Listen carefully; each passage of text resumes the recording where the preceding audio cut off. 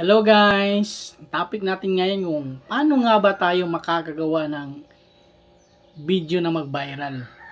Kahit anong video basta may passion ka at komportable ka sa ginagawa mong video content.